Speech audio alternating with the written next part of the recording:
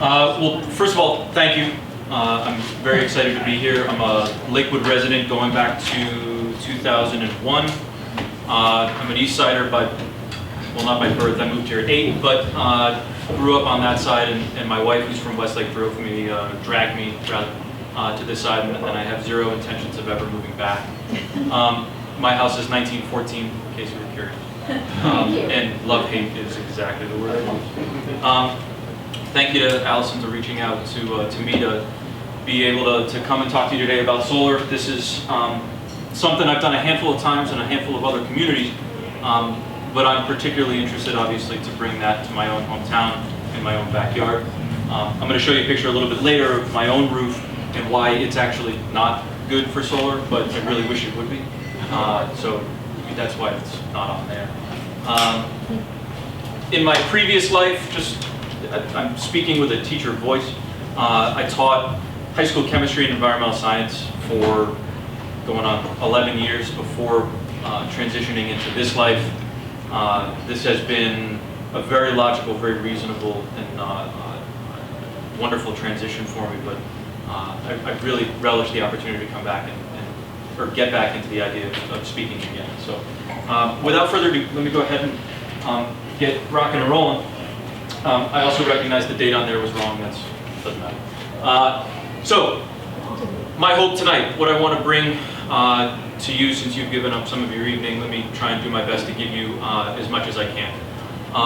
We're going to talk, at least first and foremost, not about solar at all, because it makes absolutely no sense to install solar on your house if it is an inefficient home. Otherwise, you're just installing more capacity than you need, and it doesn't make any sense. So we're going to talk just a little bit about some efficiency-based things that you can do, pay attention to, be aware of in the process of considering solar. It would be irresponsible for me to not bring them up to you. All right, so we'll start there. We'll talk a little bit about energy in your home. Specifically, we'll look at an example of an energy bill. If you've ever looked at your electric bill closely and not wanted to pull your hair out, I commend you. We can chat later. I need your insight. We can also look a little bit at some of the historical figures for the state of Ohio and the country, both in consumption and how much we pay and what the changes in those rates have been over time, so we can get an idea as to what to expect in the future. One of the things you'll hear me talk about is that solar is a great way to lock in the price of electricity now for the next 30 years plus, so it's a nice way to think about it. We'll go through some of the sort of building your solar vocabulary, trying to get you to a point where you can speak at least sort of passingly fluent in the technology. It's a dead simple technology, I promise. As long as you don't have to dig any deeper than the atomic level, you're fine. I will bring up advantages and disadvantages because I'm not going to speak the prophecy up here. I mean, there are things that work and things that don't work about it, and it's important for you to know if it can or cannot work for you. And then we'll look at what to expect if you decide that this is in fact something that you wanted to do. You gave me a call, what's going to happen next? And I'll walk you through that process, give you an idea as to what that would look like. Sound cool? So, like I said, efficiency, first and foremost, always the most important thing for anybody to consider right off the bat. Even if you are dead set on solar, or if you're completely unsure and you may not ever do it, things that you should definitely spend some time with. So these are things like knowing where your loads are, right?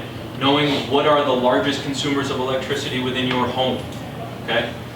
Any sort of resistance-based heating is going to be something that is an immediate draw in your electric bill. And that resistant heating, I mean, that could be something as simple as your toaster oven, something that's only going to be on for 5 minutes a day, unless you really like toast.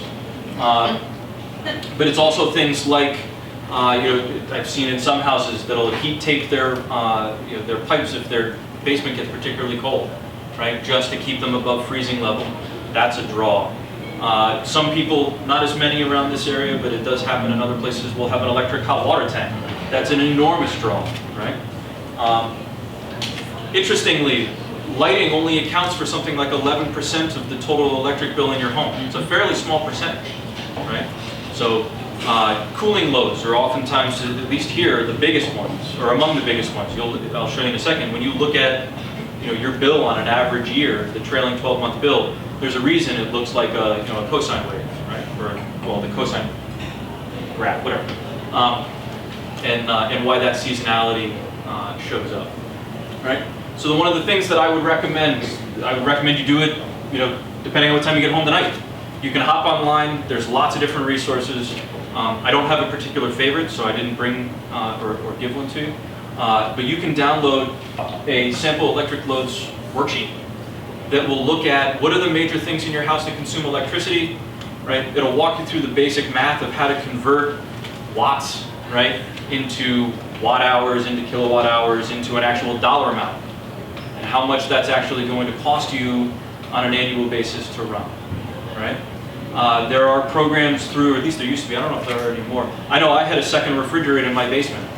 Up until I still have a second refrigerator in my basement, little guy now. But previously I had a full size. It was donated to me by a friend who had moved, and First Energy paid me to take it out of the house, right? So they'll actually give you money to take an old, inefficient, working refrigerator out of your house, right? I don't remember how much it was, 100 bucks maybe, 150 bucks, but hey, it was money I didn't have, and it was a donated refrigerator, so it worked for me. So do that, compare your load estimate, or get your load estimation, compare it to your bill, right? See if you're missing something, see if something's not lining up right, okay?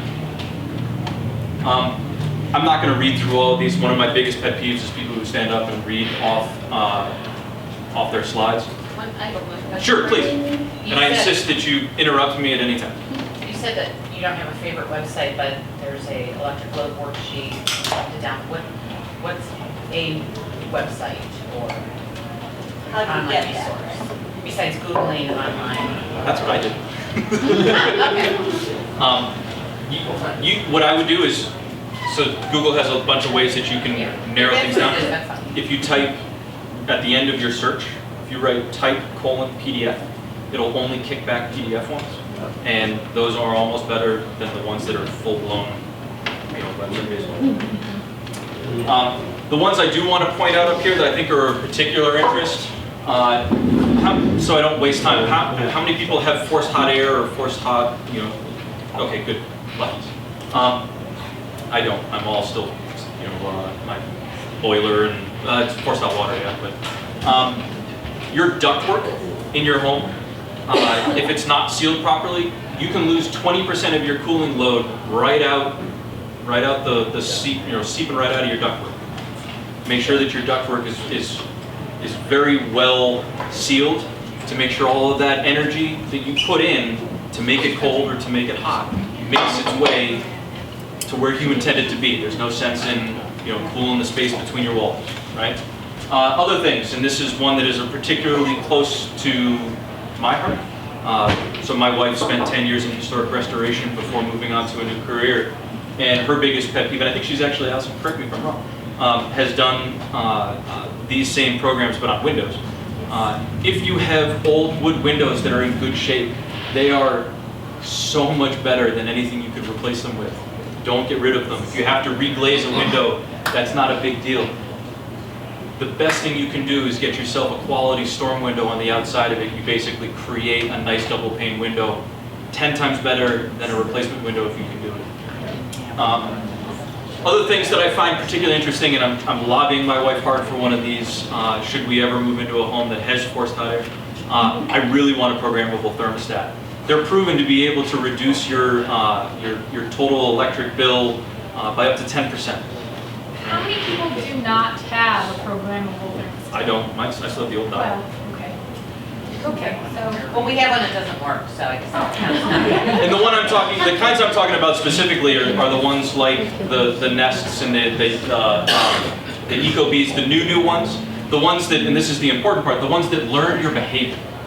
The ones that say, so the Nest, for instance, has a motion detector on it. So when it sees you up, if you're up outside your normal, window of use, it'll turn the heat on a little early for you.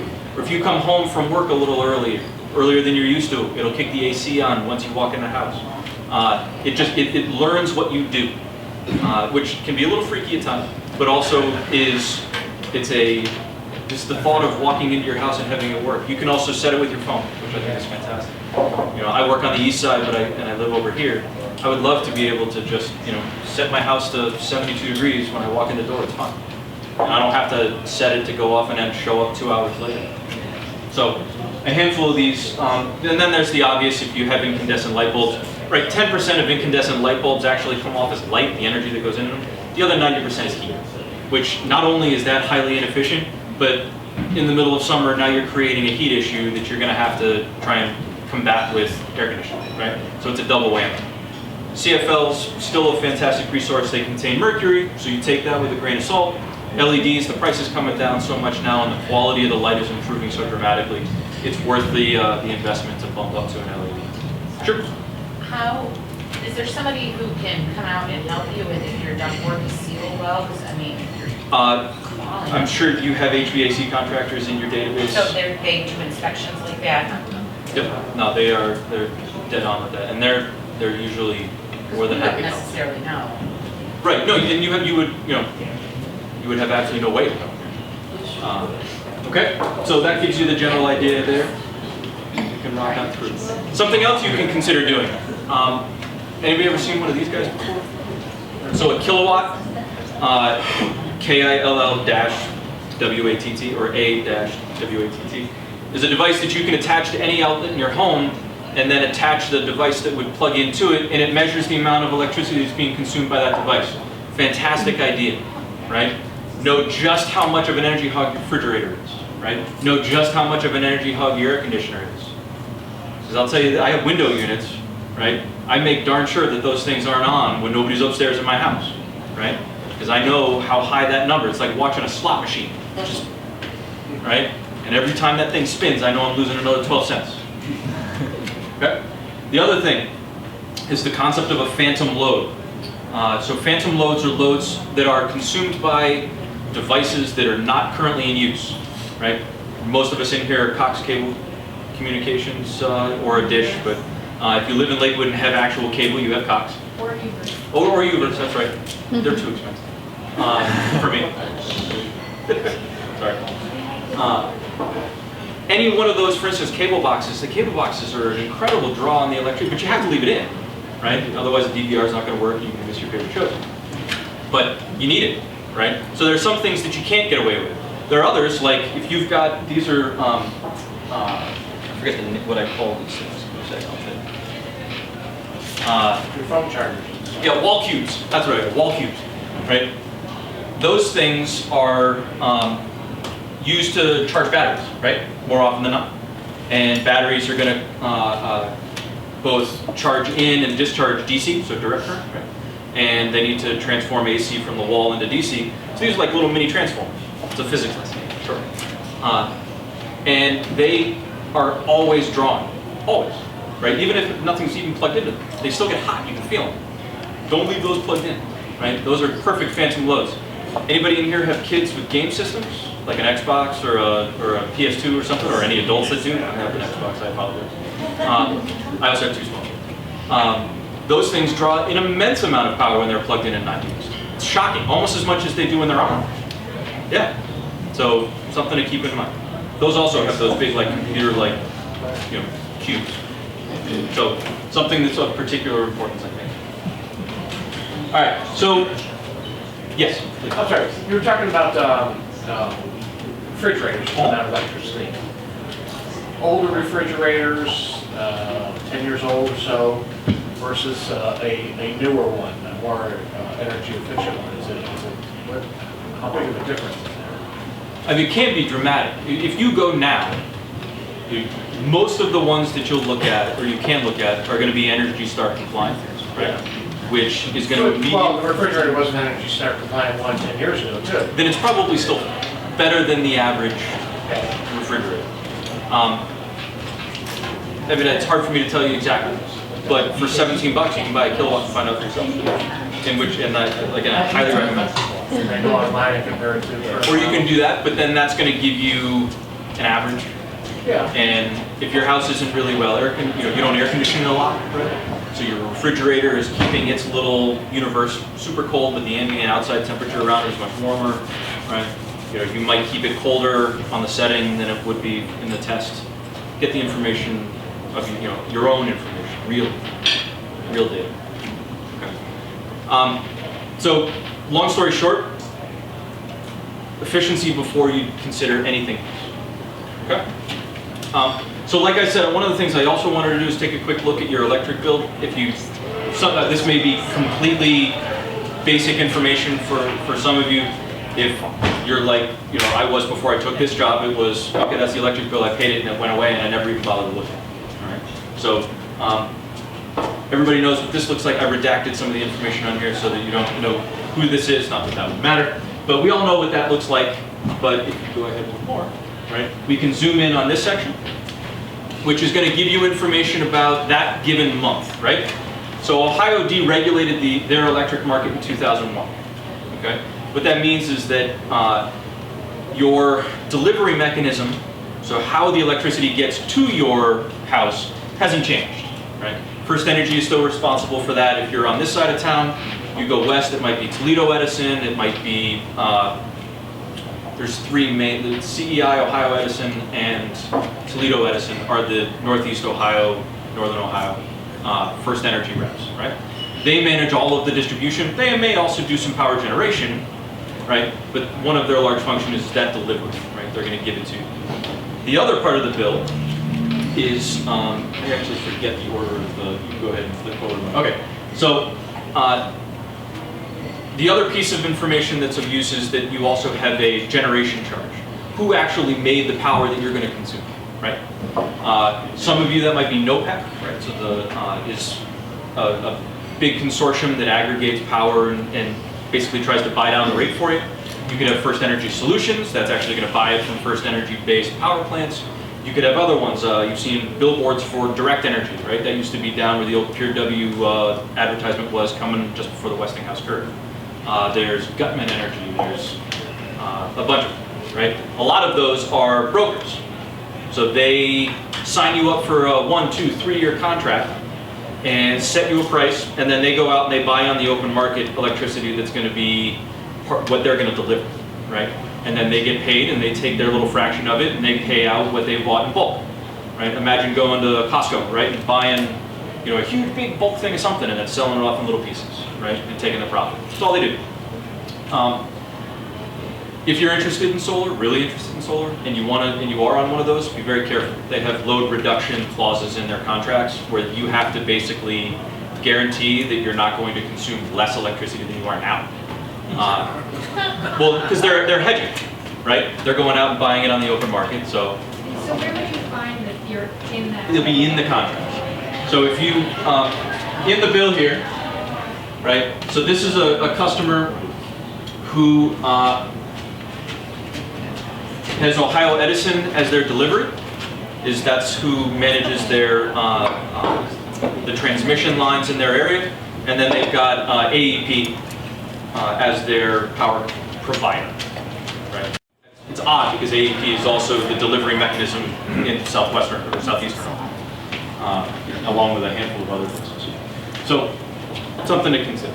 When you look at your bill too, you're also going to find out how much power you consumed on that given month. In this particular case, this is a commercial customer, consumed a little over 2,300 kilowatt hours in a month. Okay? Most of us on an average month should be somewhere 800, 900, maybe even a little less, depending on your square foot. I'm sorry, that was the delivery or the? That's how much actual power you consume. The people with the contracts, that's the deliverer or the? It's the generation. So the reason, the way deregulation worked is it basically said that you can't have a monopoly that contains both generation and delivery, forcing you to basically consume from one person, or one company. So they kept the delivery network in place, but they opened up to the open market the generation. Anybody who's lived in Lakewood long enough will know that somebody knocked on your door at one point to try and sell you an electric rate, right? It just happened to me a month ago, to a poor woman who was selling me clean alternative energy. It's like, oh honey, you walked to the wrong house. She couldn't answer a single question I gave her. I felt bad. But it happens all, so that's what they're doing. They're selling you the generation half of your bill. So when you look on your bill, and in this case you can see the purple line there is saying how much you consume, immediately to the right of it, I think it might be highlighted next. Is it? If you hit the next? It is. You get a figure for how much you're paying for that electricity, but that's exclusively on the generation side. So this particular customer is paying just a whisper underneath 5 cents a kilowatt hour for their power. But if you do the math on their bill, they're paying somewhere closer to about 10 or 11 cents. The other portion of that is given over to the transmission side. So it's just an interesting piece of math. So do you know if the aggregation programs, for instance, that Sure. aggregation program, this one, do they have that clause in there that you're not allowed to? I don't believe that NOPEC does. I know the city is obviously, there are Solarized Cleveland pamphlets up here. The city of Cleveland is very pro alternative energy. So I don't think those are, the only ones that I've seen it definitively in are direct energy. But I'm cautious of looking through other contracts. There's Kona Energy, which the urban community schools over off of Lorraine, I know that's who provides theirs. They do not have it in theirs. So there's a handful of, it's muddy. It's a muddy scenario and it makes me uncomfortable. My daughter's school is provided by direct energy and I wanted to put solar on their school and I can't. But they can dump that company, no? They re-signed their contract in December. I pitched them in January and they signed it for 3 years. So I was highly disappointed. Is there a good way to understand the concept of a kilowatt hour, like? Yeah, sure, absolutely. So you can no longer buy a 100-watt light bulb anymore, right? That's gone, which is a shame because it's a nice round number, it's easy to use. Not really, it's a terrible light. So a 100-watt light bulb running for 1 hour would consume 100 watt hours. Okay? You run that now for 10 hours, you've consumed a kilowatt hour. So 100-watt light bulb running for 10 hours is a kilowatt hour. Okay. It would cost you, in Ohio, about 12 cents to run. Okay. So, you think back 5, 8, 10 years ago, how many 60, 80, 100-watt light bulbs you had in your house? Right? That's a lot of power on a daily basis. Does that help? I think so. I agree with that. Well, that worksheet Yeah, gets you to go through how many, if you look, you got to look at the packaging on the device, see how many watts it is, figure out how many hours it's on a day. right, That's going to convert to watt hours. okay, And then you multiply it by 7 and 3, okay, 52 when you get there. all right. All right, so that helps you kind of look at this a little bit. So your bill gets divided up into those two segments. If you were to install solar, and we'll get to solar specific stuff here shortly. Oh, you can tell me anytime too with the hammer. The generation component of your bill is where you're going to see the largest impact. But there are very few firm fixed costs on the transmission side. Many of them are still linked to how much you consume, but it's significantly more confusing as to just how linked they are. They don't tell you, you can't find out. I've seen from my experience of looking at bills of pre and post solar customers that you can get that down to teen percents of where it was originally, but they're costs that are never going to go away. You're never ever going to get rid of that $7 customer charge. That's what you pay to be, for the privilege of being a First Energy customer, right? That's never going to go away, right? The distribution-related component, the most benign explanation of a charge ever, I suppose, besides a customer charge, helps them to maintain their grid structure, right? So my block, I live on Elmwood, not too far away from the bakery. The transformer on my street used to go out every summer, at least twice a summer, until last year it finally caught on fire, and they replaced it. So that's paid for out of that transmission-related component, right? Or distribution-related component, same idea. Okay. Cool. Oh yeah. Okay. Shoot. Actually, can you do me? Oh yeah. So on the left-hand side, you also have now the orange box. An extremely important part of your bill. I'm going to screw you up for a second because I'm going to have you advance 2 and then come back 1. Okay. One more. This is arguably it competes for the most important piece of the bill for me, right? If you're interested in solar and you want me to look at it, that's where I'm going to focus most of my attention, right? Most residential Ohio customers are probably paying, between 12 and 14 cents a kilowatt hour. That's pretty standard. If you're paying less than that, good for you, but it's probably not going to be by much. So it's helpful, but not too much. When I look at something like this, though, I get an idea of when you're consuming the power, and that is significantly more important to me, right? And I'll get into a lot more detail on why later, right? But this is a direct result of our weather and climate, okay? Seasonality, and knowing when you consume the most, right? So this particular customer peaks in June and July, right? And then tails off in November and December. Exactly the kind of consumption curve you expect in a residential circumstance as well.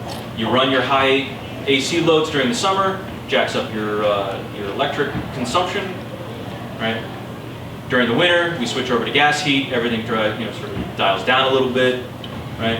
And unless you are home all day or home early and you turn the lights on real early, but even then, with the advent of the CFLs and LEDs, that consumption is coming down pretty dramatically. Okay? So I look at what your trailing 12 months consumption is, usually, to get an idea as to how much. The reason I do that, and I'll have you switch here in just a second, concerns something called net metering laws in Ohio, which I'll explain that in a second. And then I also want to look at the curve, because, again, this thing called net metering laws, which is a little interesting. So you can go back one for me. So you'll hear sometimes, well, not as much politicians anymore, talk about this concept of net metering. And this is something that the power companies engage in with their customers, right? And it's a regulated environment. The PUCO, the Public Utilities Commission of Ohio, helps to regulate it. And the idea is all of the systems that we install are what are called grid-tied solar electric, right? What that means is that we don't do any batteries. Everything is connected via the grid, right? And that means that we are dependent on First Energy for infrastructure. That's fine, right? It means that we need to be able to interconnect with the grid. What that means is that we are going to be distributing electricity at the same frequency that they are. We're going to be looking to install a system that's not going to put the lives and the health of linemen in jeopardy should there be a power outage, right? We're going to be abiding by their rules and laws for a configuration. It's going to be something that meets their standard, which is good. It keeps us in check and makes sure that we do good quality systems. That's called an interconnection, which is one half of it. The other half of it is this thing called a net metering rider, right? Which is basically just legal jargon for a piece of paper that slaps onto the interconnection. And a net metering rider says, what happens when you generate more electricity than you're consuming in your house at any given point in time? What happens? Well, since it's not a battery system, and we're not going to let it just run to ground, right? We're going to put it out on the grid for anybody to use, right? So I'm going to generate electricity on my house. I'm going to use a portion of it in my house, because let's face it, you're never completely off. But then the excess is going to get shunted out to the grid. Your neighbor might use it, guy across the street might use it, Deegan's might use it, doesn't matter. Right? Somebody on their grid is going to use it. Well, you got to be able to keep track of that, right? You made it, it's yours. You're selling it, essentially selling it to First Energy. They're using it, they owe you something, and they agree to that. Okay? They'll come to your house if you install solar. They'll come to your house and install what's called a bi-directional meter, which will actually figure out, okay, how much went out and how much came in, right? And then it keeps track of the net, right? How much power is sticking around. Okay? Sure, please. Can you be on the grid, but like if there's a power outage, use your solar to run power in an emergency? You can, but it's it's unique. And the reason is, let's pretend for a second that you've got a solar array on your house, right? And you're generating electricity and the power goes out, right? The First Energy truck rolls up to the burned out transformer outside your house, okay? Power's out everywhere around. They go up, slap on their, their ladder, they go up, they think it's dead, right? But you're generating electricity in your house, which, oh, by the way, is between 600 and 1,000 volts, right? So all solar that's grid tied has to have something called a anti-islanding feature. And the islanding is the idea that you can't have a solar array operating attached to the grid, generating power during an outage. What you can do is you can have something called a supplementary power, an SPS, supplementary power system. So, and I'm gonna get, generators aren't real big in Lakewood, right? They're loud and obnoxious, and I think the city may have an ordinance against them, I'm guessing. But it operates similar to a generator. So people with generators don't have this problem at all, right? It happens to them all the time. And it's because they can isolate the circuit that they're on from the grid, right? Is it like expensive and a big hassle to have this anti-islanding feature? No, it's required. You have to have it. So then you can't use your solar as backup. Because what happens is when the power goes out, the inverters, which we're talking about, like shut off, so that they don't generate power to buzz somebody down the line. But what you can do is you can install. There's a neat feature. It's fairly new. Only 1 or 2 manufacturers have it. They have something called an SPS, or a supplemental power system. But that's a generator. It works like that, But but it uses your solar. Oh, okay. So what it's going to do is it's going to set up a separate panel, or like a sub-panel almost, that's going to have a single circuit that's going to run from it, just one, and you have to manually turn it on. So you could charge your phone, you could run your refrigerator, you could run like one thing basically, and the sun's got to be out. So it's still kind of, could be better. So They're working on there's it. not a thing like a generator that stores Not the yet. power for Well, us, for when the We'll power get goes there, off. and that's what batteries are. But we can talk about why I don't like batteries anymore. So it's the same as a manual transfer switch to use a generator? Exactly. You actually have to manually flick it.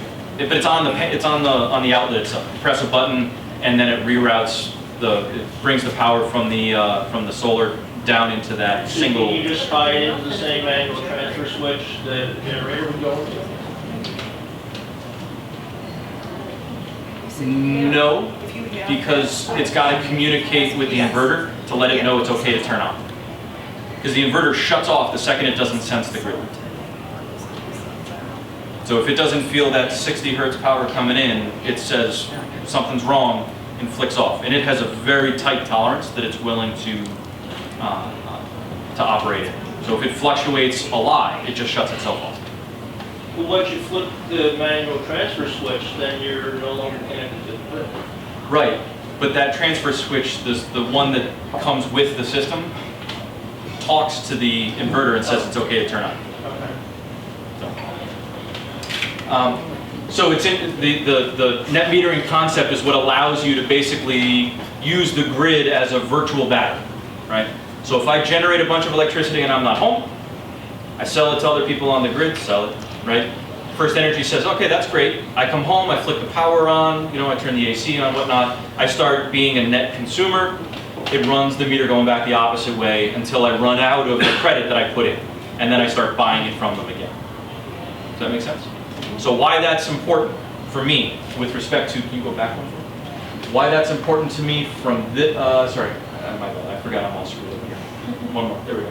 Why that's important for me here is that Ohio's net metering rules are a little bit different than in other states, right? In Ohio, the amount of solar bank that you're basically allowed to produce only lasts for a month, right? At the end of the month, if you've got a net excess, they turn that into cash from the generation rate that you paid, which remember on the previous one was only 5 cents a kilowatt hour, not the 12 that you pay, right? So now you just got a credit of 5 cents per kilowatt hour you install, or that you generate, excuse me. And that credits your next bill, which sounds great until I get to a couple slides later and I tell you how much it costs to install a solar array in your house. And you go, why did I size this thing up so much if all I'm getting is 5 cents a kilowatt hour benefit out of it, right? So what I try and do is I try and size systems for your average consumer where I am staying within a window that makes sense. And that window is usually about no more than 80% of your annual consumption and I try not to exceed the max consumption during your highest month, right? So I try and size them to fit that curve. Cool. All right, now we go. All right, so I'm going to start rolling through a couple of these more quickly. These are now getting into some other interesting pieces. So electrical rates and usage in Ohio. If you look at the usage in Ohio over the last, this is going back to 1980, right? So this is 35 years worth of data, right? That's a 37% rise in consumption over those 35 years. That's a lot, right? And I think we can all argue that we've been pretty good about switching out a lot of our light bulbs, for instance. But, you know, like these buggers, these things take up a huge amount of power, right? You know, computers. TVs have gotten better. We've switched from those CRTs, those cathode ray tubes, to the flats. Use a lot less electricity. But we've attached peripherals to them that are fancy little interesting pieces. Underneath it, we can also see how much that's costing, right? This one only goes back to 2004, but in 2004, the average electric rate in the United States was around 8 cents a kilowatt hour. It's now up to about 12 cents a kilowatt hour, and that's being conservative, right? So that's a 25% reduction, or sorry, a 25% increase in per kilowatt hour cost over that same 12-year, or over a 12-year period, right? When I try and provide forecasting, which I try not to do too much, right? I bake into all of my proposals an annual rise in electric rates of about 3%, which is low on some people's estimates, you know, people who do this for a living, and probably right around the reality of that. So 3% year over year, that number's just going to keep getting higher. So all the more reason why I like to think about solar, because it gives me an opportunity to lock in a rate now. Okay. Cool. So you can Please. talk just a little bit about why those costs have gone up so much? I mean, we certainly know that a lot of electricity is generated through natural gas, which is Not as much as you think. decreasing. We use natural gas to trim peak demand, right? So the Avon Lake plant out here, this summer was running through a battle to try and run a nat gas line from down south of, was it Grafton, does that sound right? And run the 26 miles up in order to connect and convert that from coal to nat gas for the exclusive purpose of trimming peak demand. And the reason is, you know, coal plants take a long time to come up to temp, and they take a long time to hit the demands that they're being asked for. So they tend to run consistently, right? But you can run up a nat gas plant in a matter of minutes and get it producing power. So their idea, First Energy, that's an NRG plant. Their idea is, well, if I convert it to nat gas, it's cleaner burning, that's a given, but then it can come online incredibly fast by comparison, right? So I wish I had, it's not answering your question. And I don't, you know, I would be curious to see if we could get an answer out of anybody from the power company to give us a justification for that. I do know, you know, the First Energy's been working with getting their new rate hike through the PUCO over the last couple of months, right? And you know, they're looking for guaranteed profitability more than anything else. You know, they're a publicly traded company. They're an investor-owned utility, right? So they are solely interested in generating a profit, and if they can get a guaranteed one, you know, all the better for them. Right? But photons are generated by the fusion in the sun, right? So I'm taking hydrogen, turning it into helium, and I'm kicking out electromagnetic radiation. Lots of it, right? All of that gets sent out in equal in all directions out of the sun. Very small portion of that is coming to us. Still an insane amount of electricity, or insane amount of energy, which I'll tell you in a minute, it's in like the terawatt level. But those photons are a high energy, right? They're a very small window of the, actually, I'll show you the picture, right? So if we think about the sun as being this reactor of generating the entire electromagnetic spectrum, a photon is really nothing more than a packet of energy, right? digging into my memory. As a chemistry teacher, I want so badly to get into other stuff that I shouldn't. Thank you. The energy in a photon is equal to Planck's constant time. But in any case, the shorter the wavelength, the higher the amount of the amount of energy that is contained within it, right? So that's why ultraviolet light is damaging to your skin, but infrared isn't, right? It's a shorter wavelength, causes damage, more energy, okay? So if we think about photons as being this energy-containing packet bombarding the Earth, how do we take advantage of that, right? And that's all solar does, is it takes advantage of these high-energy photons, and specifically it takes advantage of something, oh, it's one away. So if I take a quick half step back, just how much energy is striking the Earth on any given day, right? It's a lot, right? There's enough energy striking the Earth's surface in a 40-minute time span, right, to basically power everything on the Earth for an entire year, right? That's an enormous amount of energy. Now that's the amount of energy that actually doesn't necessarily hit Earth's surface, right? That takes into account all of the energy that's reflected by clouds and is scattered by water vapor, so on and so forth. So those are all, it's all part of that. But it is an enormous amount of energy, right?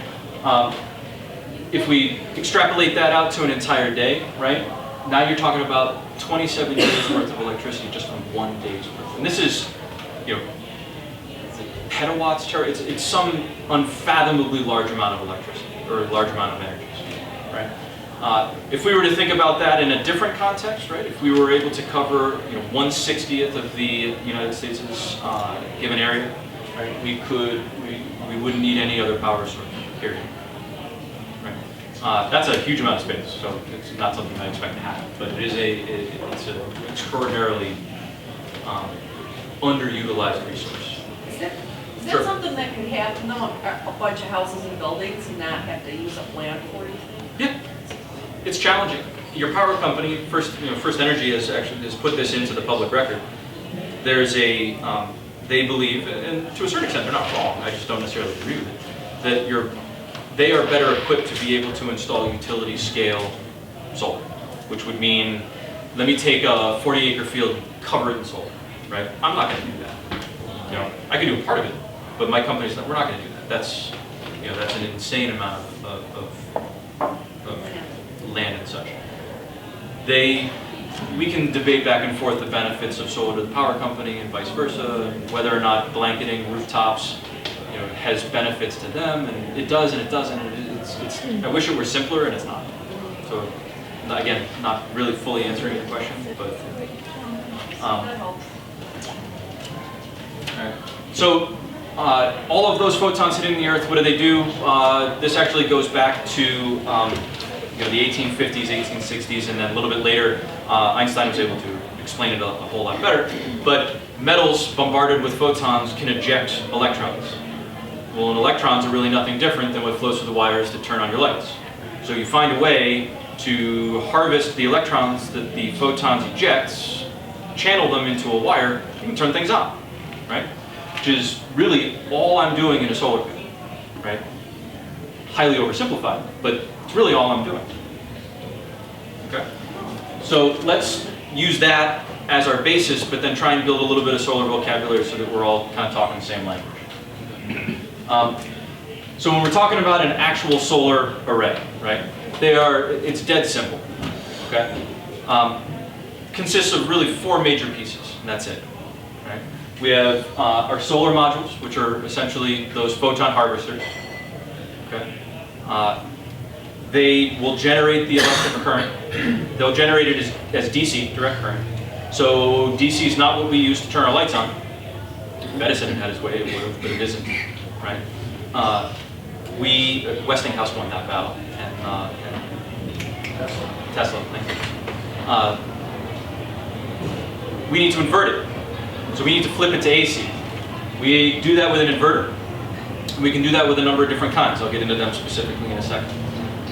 That's all well and good. That kind of gets the basics. Now we need to actually physically mount it to something. So we use racking systems. We can do it on the ground, we can do it on a roof, we can do it on a pitched roof, a flat roof, we can do it on a metal seamed roof. We can, though we don't prefer to, do it on slate, we can do it on tile, we can do it on wood, right? Wood shakes. It's all doable, right? And then the last thing, the important thing, we got to connect it all together. We need circuitry, right? So we need to be able to run conduit and circuits or wire, right? Once we do all that, we're shaking, we're good. So let's look at those individually. So the solar module, the sort of the single most important part of this whole thing. There are two different kinds. There's called monocrystalline and there's polycrystalline. Monocrystalline is going to be the one on the left. Polycrystalline is the one on the top. So these are all made out of silicon, right? So silicon is an element, right? It's mined, refined, turned in. It can be turned into ingots, right? So if you think about like a gold bar, right? A gold bar would be an ingot. Silicon comes out as an ingot into these long cylindrical tubes, really, of pure silicon, right? They'll dope it with a few things in order to get a more advantageous electron flow, but then they cut them into wafers, really thin. Imagine Silicon Valley. You ever see the pictures of the people in the all white suits carrying around a wafer? Not that different, right? Same substance, same idea, right? Then they trim off the corners so that they can fit the maximum amount of them into a rectangle as possible.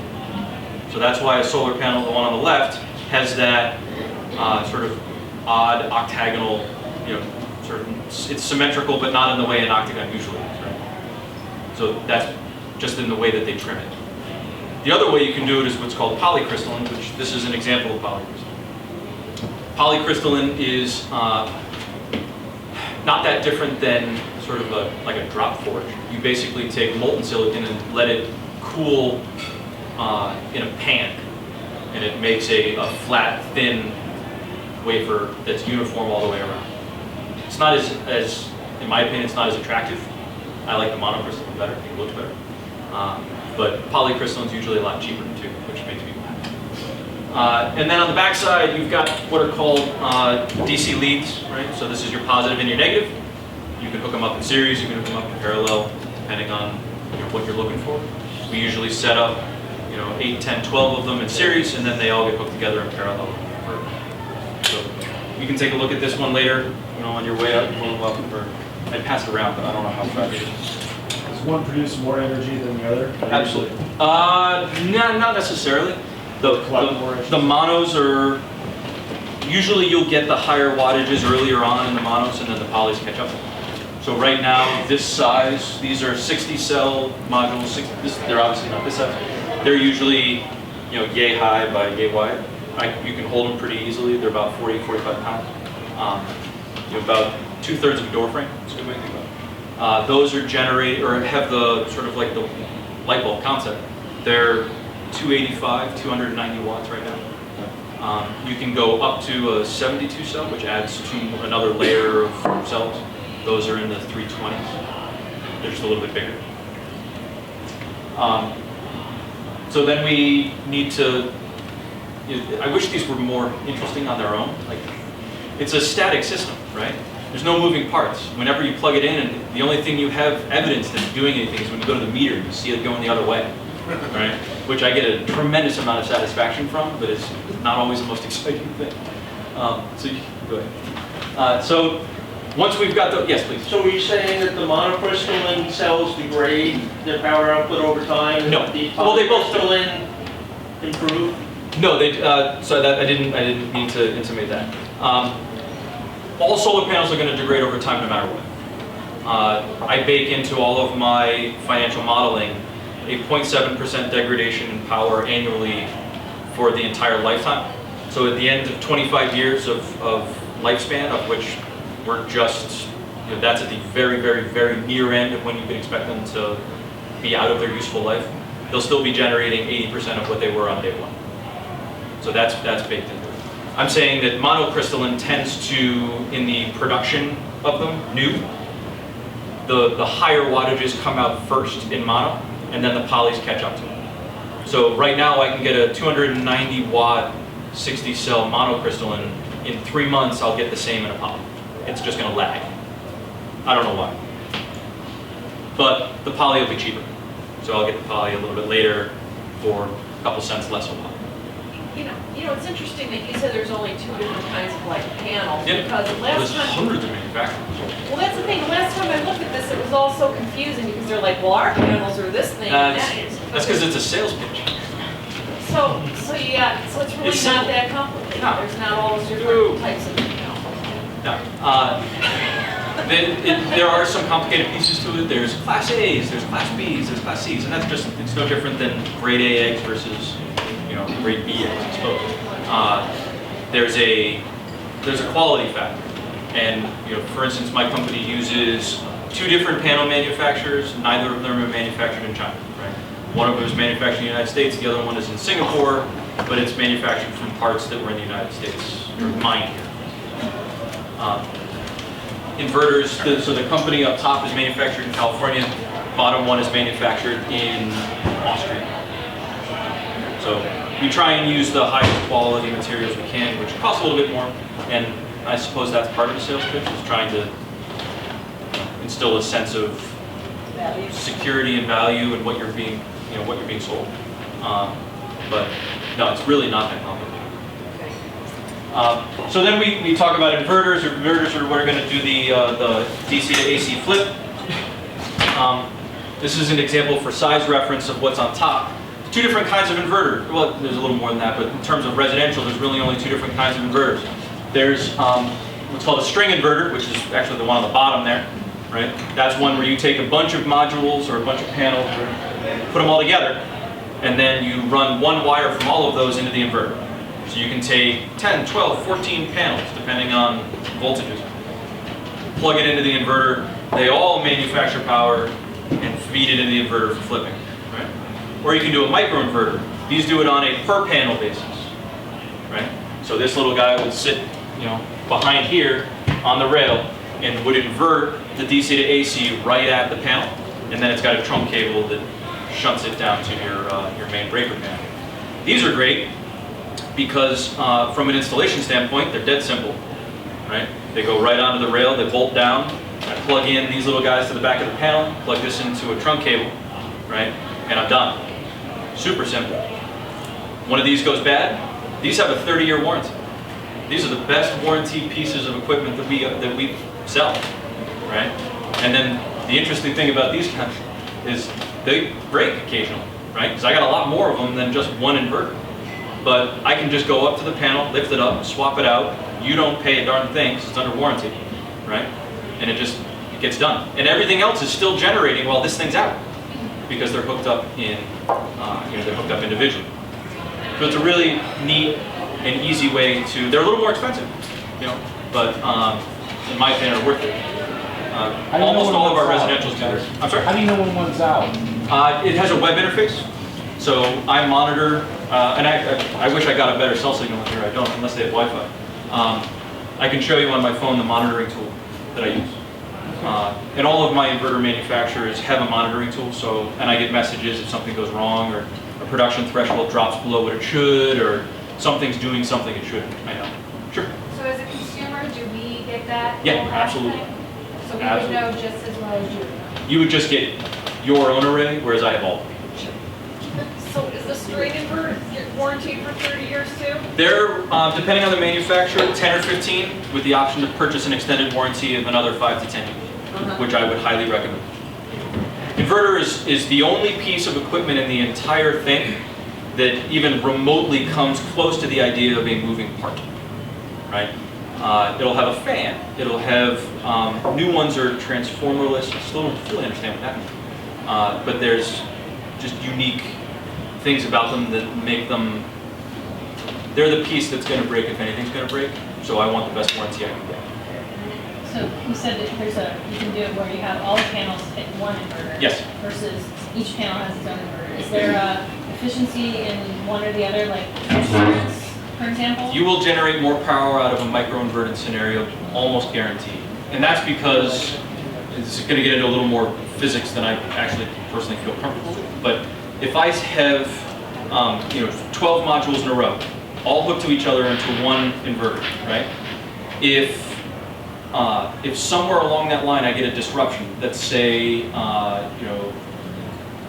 I designed it poorly and your chimney is going to shade off part of the array in the morning, right? Or, a tree falls and you've got now a branch that's laying over a module. That can knock out that entire string just based on how much power is needed to kick on the inverter to work, right? On the microinverter, it's only going to wipe out the one panel it's sitting on. So there's that. And then, so we've got sun coming up at the east, going down to the west. And it's really cool, you can actually watch a video of how they all sort of turn on and when they wake up.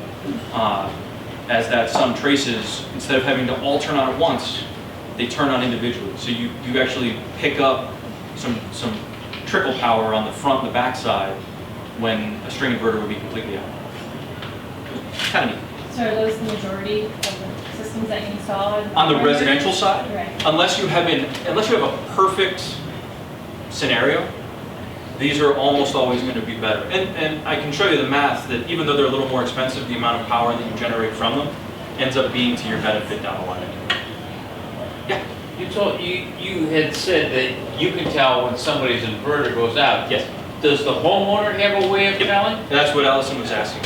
You have access to the same app or the same web interface. So it's going to come on your phone. Phone, computer, A email. warning or something's going to come out saying an inverter is out. Does it tell you if you have 6 panels up there, which one is out? It tells me for sure. And if you become comfortable with your setup, it'll show you'll be able to tell too. Because there's a little icon in the corner. It's pretty easy to see. Okay. Yeah. Is this something that we would be able to maintain, or do we need to call you out? It's something that I would feel more comfortable doing. It's of no cost to you. As long as they're under warranty, this company pays me to come out and do it. And when my tech was out today replacing 4 at a house in Chester. They went out last week, phone call. They place a phone call to the company. They have access to the same information we do about your system. They look at it and go, yep, they went out. And then they sent out 4 and he was out fixing them today. And it's a one-man job. Are you hiring? I'm sorry? Maybe. Are you a professional electrician? We need one of those. So the question is, who ended up, did the homeowner notify you, or did you end up seeing this on your readout and contact the manufacturer? 9 times out of 10, we see it before you do, Yeah. because we look at it every day. I have one customer in Painesville who is religious about checking it, and she'll call us. She'll call us before we even notice it. How common is an outage in the inverter? I have this kind of system that have been installed for 6 years and nothing's ever happened, and they're perfectly fine. I have another system where I've had to replace 3 or 4 of them. I'm very glad that they have the warranty that they do, but I also hope that they continue to develop their technology and get better and better. Because the newer ones are getting, if you think about it, it's plastic with metal and it's got a seal inside. The original ones were all aluminum and they had all sorts of issues. These ones the seals are getting better, and every iteration gets better. So I'm more and more hopeful with each one that they come out that I'm going to see less and less. Did you say the lifespan of the panels is about 25 years? 25 is at the extreme short end. 30 is what you'll see quoted. There are systems that have been generating for over 30 years. The beauty of this is that it's a technology. Right? If you think about it, it's technology in the way that computers are and aren't in a certain way. They are in the sense that the quality and the speed and the power and the overall techiness of it continues to improve dramatically. But computers have taken on a disposability component to them, which these are going the exact opposite direction. They're going to the how much longer can you depend on this as a resource, and it's getting longer and longer. Yes? What kind of warranties are offered on the panels? So the panels come with a 25-year production guarantee. That's what that 0.7% is that I was explaining to you. They are also warranted against hail, and actually, you know what, these, did I have it on? I might have had it on. They're warranted against hail, and they're supposed to be able to take a 1-inch hailstone at 140, 120 miles an hour and not shatter. When you get a chance and you come up, you'll feel it. I mean, I could walk on this, right? It's pretty sturdy. And it feels much more robust than you would initially think. So it's extruded aluminum frames, they're really pretty tight. And the glass is of particular strength. Sure.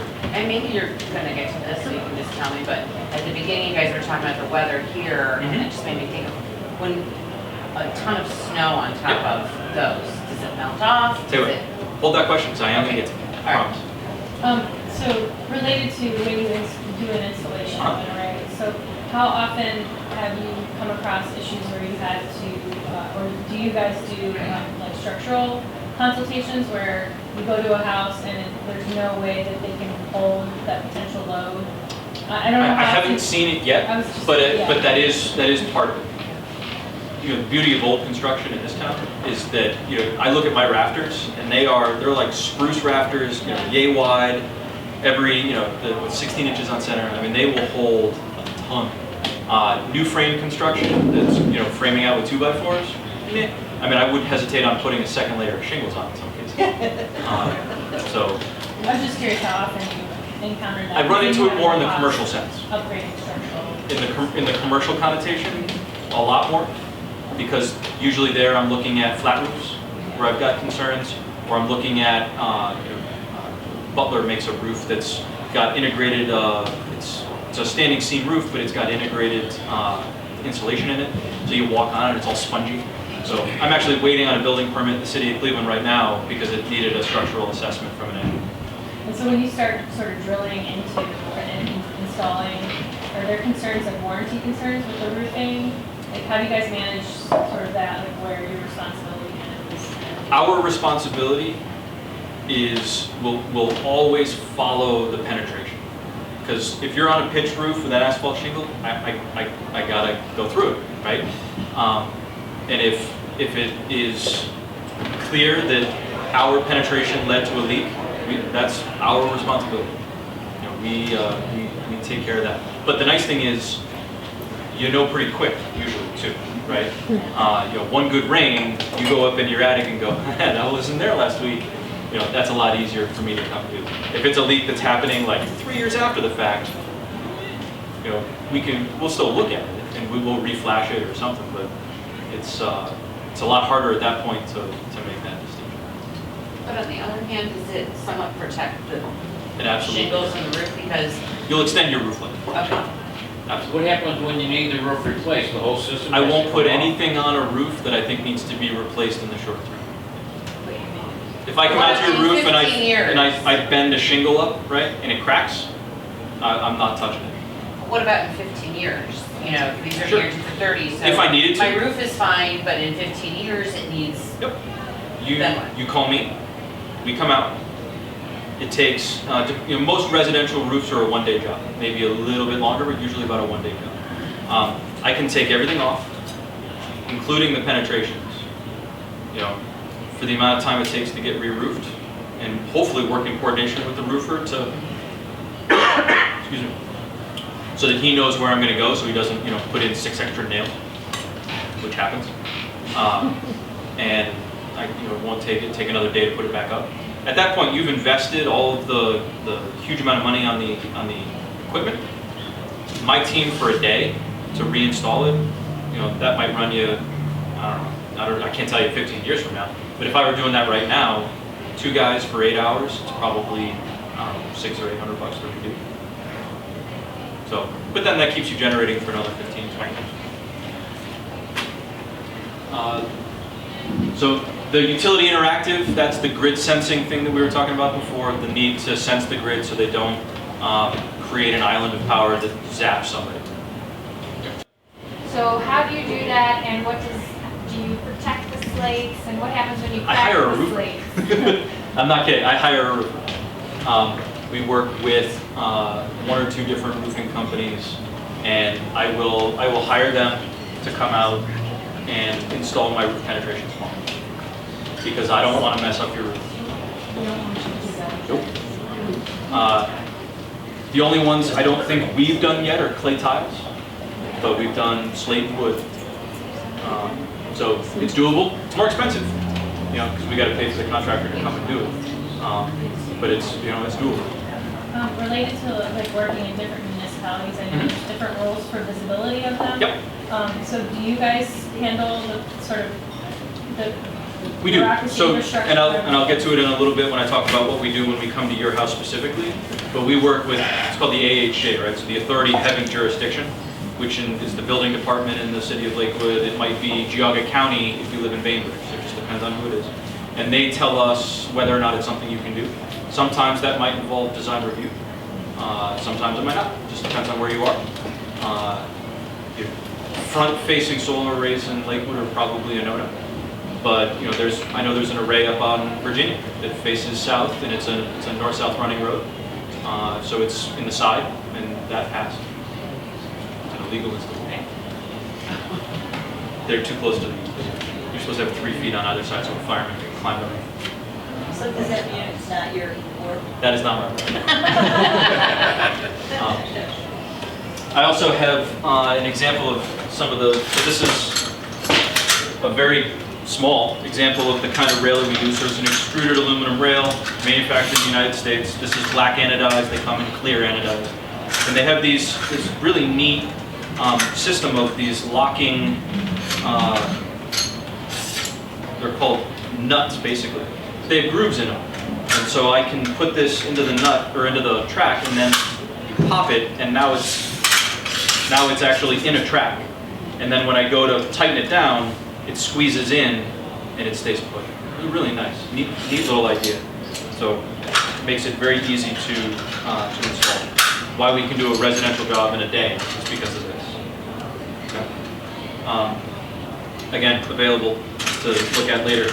This would be what connects to the roof specifically. So you can see it right there. You've got a piece of flashing and then a little raised aluminum block that's kicked 45 degrees or so.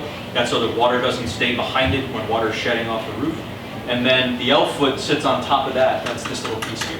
And then the rail sits on top, or sits into that. Neat little system. Running conduit professionally. So one of the things that's interesting is that you, in order to interconnect with the utility, you have to have a certified electrician do the interconnection. I don't know of many solar companies that employ one, right?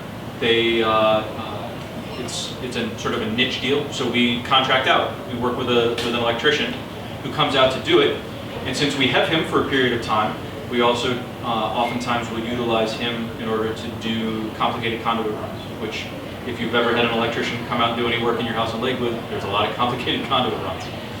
So that's a nice little additional feature.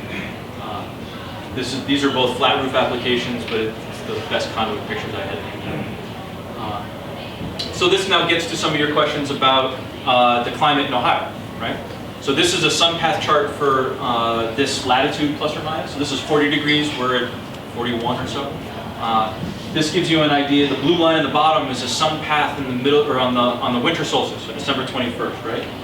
We've got the sun coming up at 60 degrees at the south, getting no higher in the sky than about 25, 26 degrees. So if you imagine standing flat, 0 up to about 25 degrees, that's as high as the sun gets in the middle of winter, right? And then it goes down again. You look at summer solstice, June 21st or so, solar noon is about 73, 74 degrees, so way up there, right? And then you know just how much more sun you get during the summer versus the winter, right? Like depression sort of depends on that cycle. So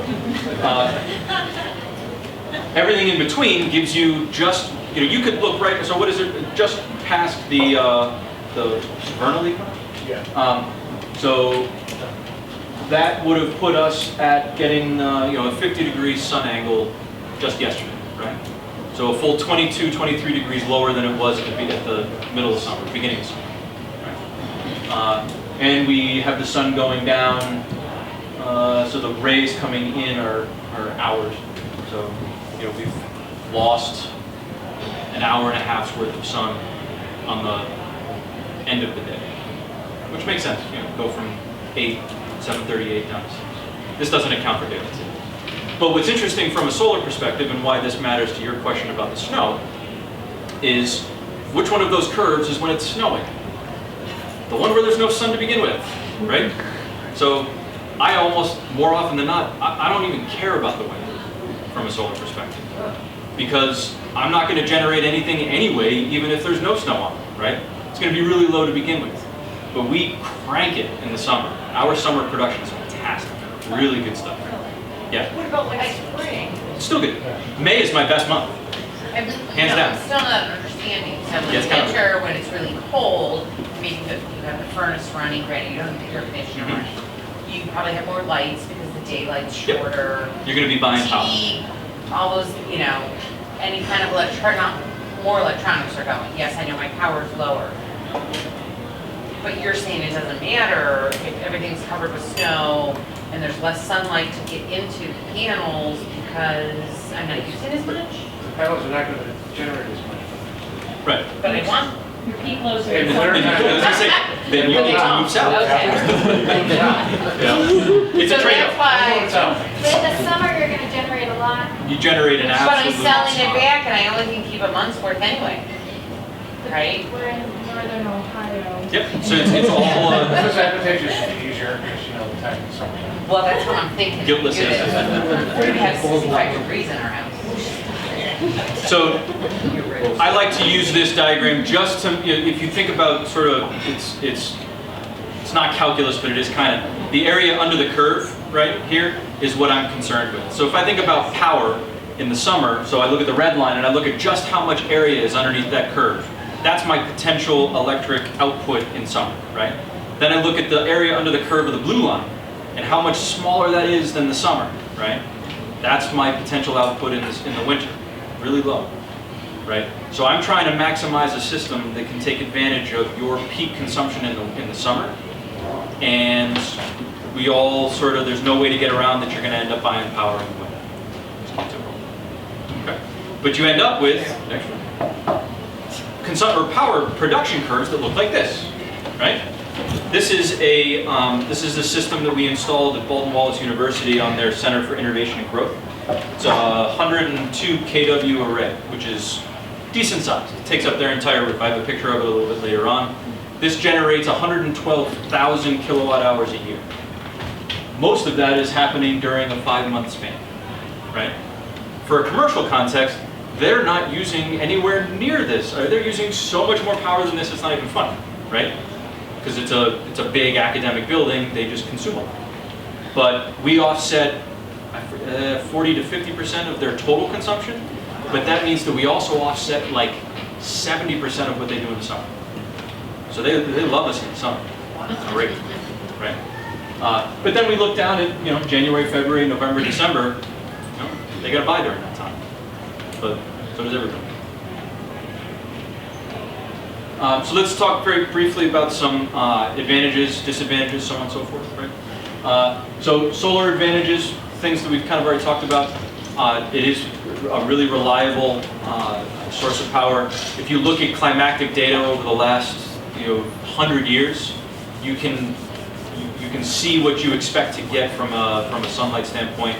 I can predict within a reasonable window of what you're going to generate, right? Talked about the warranties and the durability factor. No moving parts. The maintenance costs are fairly low. Obviously, there's no fuel costs, right? Because the sun's free.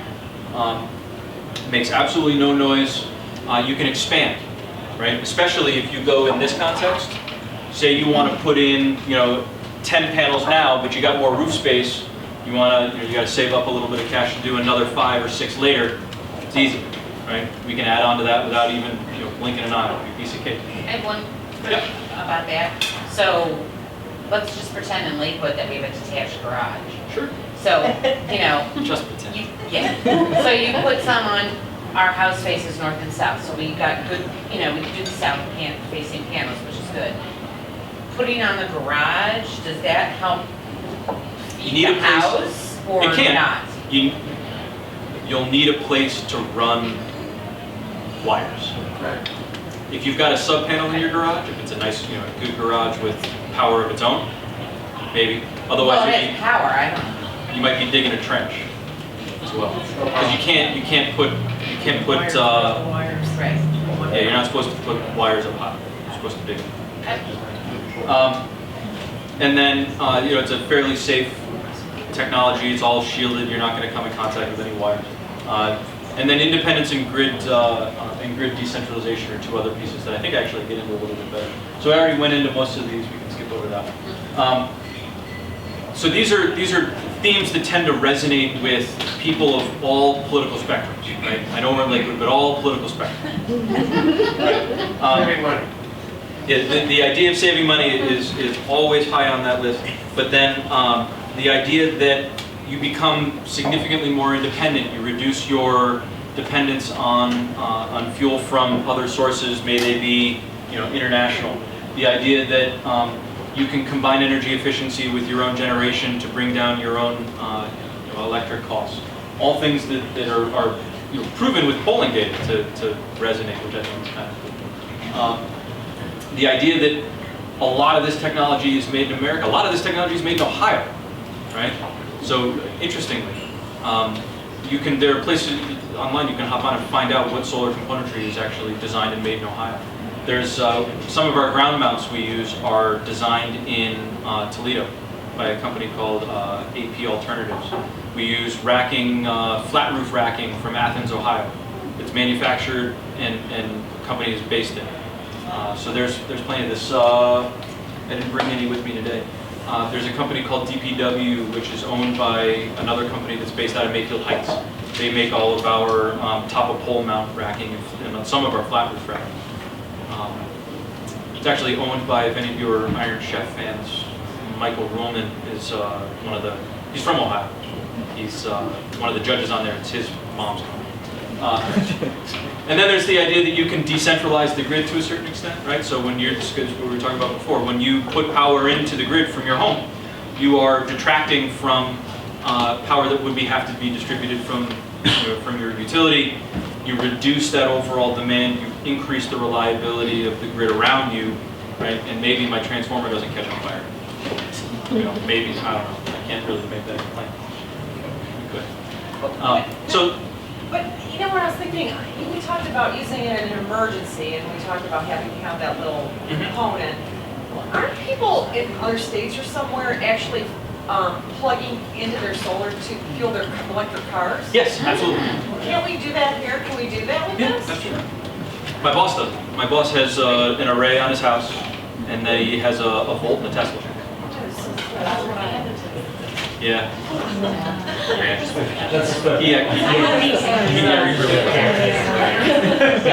So there are disadvantages. I'd be lying to you if I said there weren't, right? But I hope to also help you be able to overcome them, some of them anyway.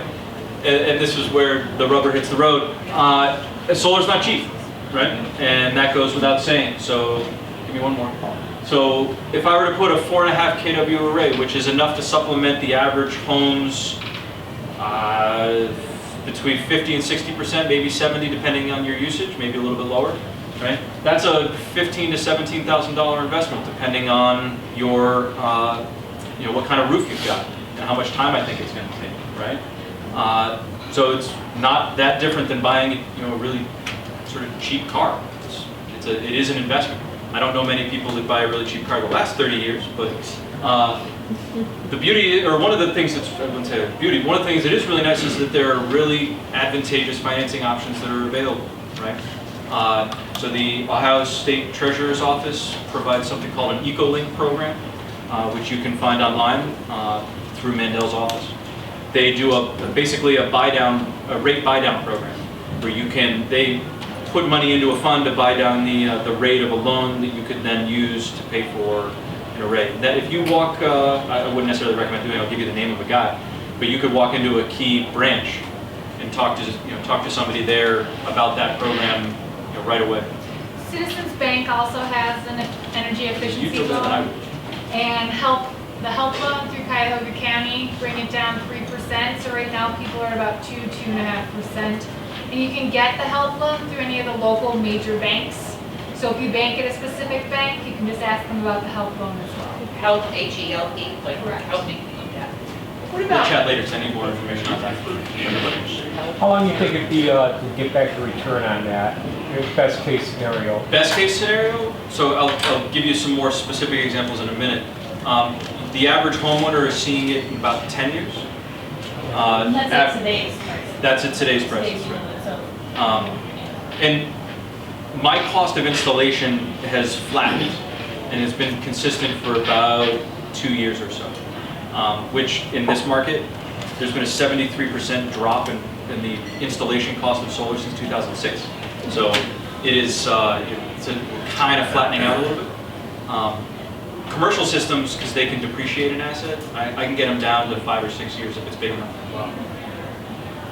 If it's really big, I can get you down into like 4 or 5 years. Sorry, yours. Just wondering about resale value. You say it's like 10 years or so to overcome, just say, how does it affect resale value? There's plenty of data, it's nationwide, it's not Ohio specific. A lot of data to show that it increases your property value and your resale value. If you've bought it outright, that makes your home just that much more, I'm biased, so you have to take that with a grain of salt. If I had the option to move into a house that had solar and one that didn't and they cost the same, or even if I had to pay a little bit more, because you've already eaten a lot of that initial upfront cost, but you'll get more out of it in the on that resale. Is your warranty transferable? I'm sorry. Yes, absolutely. These warranties follow the equipment; they don't follow the person. And then my warranty is it's shorter than those, but it's just the same. It follows the. How have insurance companies for homeowners insurance felt It's a good about question. the And installation? I don't have a good answer for it. I would imagine it's company by company or agent by agent, but there are 3 people I ask you to talk to before you make a decision: your insurance agent, your accountant if you have one, because there are tax incentives that come along that I'll get to in a second, and then depending on the structure of the deal and who does it, a lawyer. If it's a lease, or we don't really do leases, but if you were a nonprofit and we did a power purchase agreement where I own it and sell you the power, I'd have a lawyer look at it. I was just gonna ask you, there are groups that do the leasing versus the Yeah, purchasing. we don't self-finance the leases, but I know, Key has, and then you may know more than I do, but I know the guy at Key who does the alternative energy financing, and he can make anything work. And most often, those deals are set up so your lease payment ends up being less than what you would have paid for the power the system generates should you have bought it from the first entity instead. So it's structured nicely. When you're saying a 10-year payback Sure. of the cost of the system, what are you including in that? Are you also including Give me a couple of the investment slides. value of the $17,000? Give me a couple of slides and I'll show it to you for sure. Okay. So other things that are down or that are disadvantages, right? So there is some solar variability on a year-by-year basis. That averages itself out over time, right? If it's cloudy, you're obviously generating a lot less electricity, but that's that's sort of par for the course. There isn't any, we don't really do a whole lot of energy storage in this area, right? The grid provides it for us. So if you do have a power outage or you do want to be off-grid, you might find somebody able and willing to work with you, but there's challenges with that. Battery technology is lagging far behind the technology of solar itself, right? It's coming. Elon Musk has something to say about it. He'll get there. We'll get there. But it's he's on the cutting edge, and he's lagging behind the technology of solar itself. Right, and if he says 2 years, it's probably 4. Not 10. It'll be awesome when it comes. Right. The other thing is, partly why you're here, right? There's an educational component. The idea that this is something that's new, that's unfamiliar, that has it's a big leap of faith. When you go to a car dealer and you plop down 17 grand for a car, you know exactly what you're getting. And to a certain extent, you have to trust what I'm telling you is going to be legitimate in what you install, right? And it's a big investment. It's a bigger investment than a lot of other home-based things that you can do, right? It's one of the few that actually has a return, but is still, it's a big bullet to bite sometimes. And so there's that overcoming that component. What if you did put in something so that you could battery, charge your car, how much Well, more, you what a can- component costs? Like, what is that? You can buy them on Amazon, actually, to be honest. So it's not like thousands of dollars to charge your car? It's a couple $100 for 1,000 bucks, maybe? I'm It's just guessing. I don't know. about- off the top of my head. Well, it's about the car, right? You can, but if you want a 220 one that'll actually You need is, for current electric as well, right? Not just solar. yeah, it'll just run off your regular, you don't need anything special Oh, other okay, so than, your solar's just, I see yeah, what you're you saying. just, you bank it on the grid, you draw it out. It's no Okay. different than plugging in your driveway. Oh, okay. A solar, or electric vehicles can charge on 120, 240, so that's the voltage. 110 is the regular plug, or 120 is the regular plug. It's like your washer drive. I have one more question about batteries. And I know you don't have a crystal ball, but looking into the future, how hard would it be to, if they did develop a home battery that could possibly store how hard would it be to convert You a need system like to, this? you have to swap out an inverter, Right. oftentimes. And you need a separate charge controller that's going to manage the charging of the batteries themselves. You don't want to over pump them, you don't want to underdo it, you want to trickle them, you want them to cycle all the way down before pumping back up, do you bring them down to a certain, and they put them on a schedule, more or less. And then you need a physical space to store batteries, right? Solar battery, or batteries for a solar application are deep cycle batteries that are big and heavy, right? And yeah, exactly. And they're oftentimes got nasty chemicals in them too. So that's why at best you get 10 years out of a deep cycle battery, right? So that's got the shortest anticipated lifespan of any component of a solar array. So until that can get to a point where it feels like it's more logical, I'm reticent to make any recommendations. So this slide is one that I always like because this tells you how to get some of your money back. Through the end, so these are the financial incentives that come along with the ownership of the solar array. And the first one is what's called the federal investment tax credit, which is a dollar-for-dollar reduction in your tax basis, up to for 30% of the value of the array, which is very nice. And that's only enforced until the end of 2016, unless Congress decides to change their mind. Right? But I have no. I have no way to predict anything there. I'm seeing a large influx in business currently as a function of that, especially on the commercial side because the lead time to getting up and running is so long. So I've got big projects in the works right now because they need to get done by the end of next year.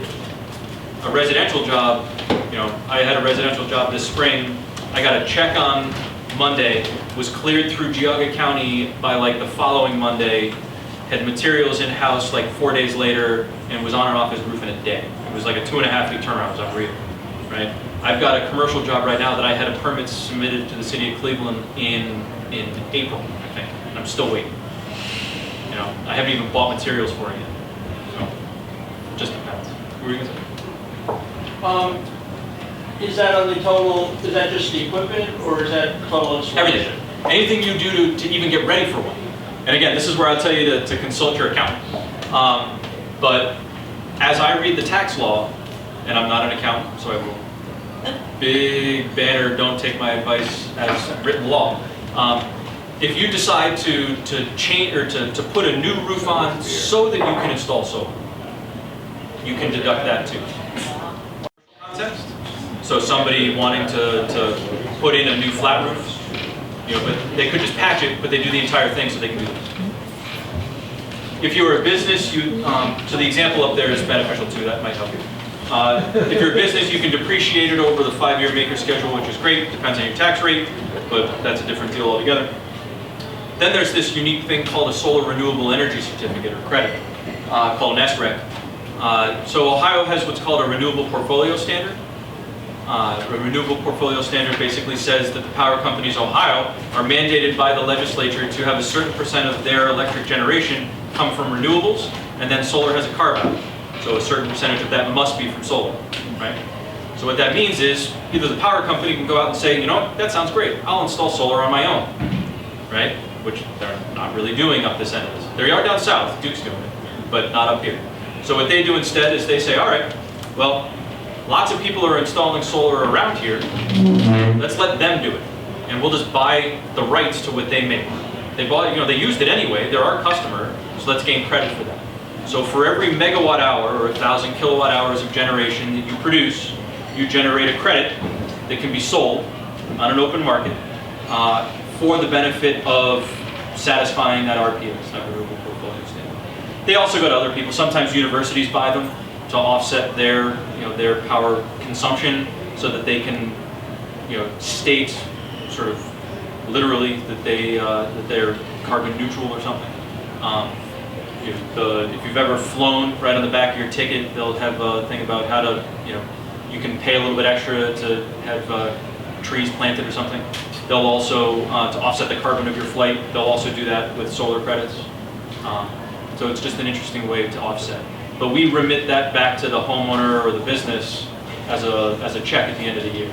So last year we were getting about $40 in SREC, $45 in SREC. So it works out to just under 4.5 cents a kilowatt hour coming back to you. Now that's a fluctuating market, and it is highly variable. Back in 2007 and 8, when it first started, you were getting a couple $100s for SREC. We have a client on Payne downtown who paid off his entire system in 2 years because there was a state grant, there was $400 SREC prices, and the federal tax credit was a credit instead of was a grant instead of a credit.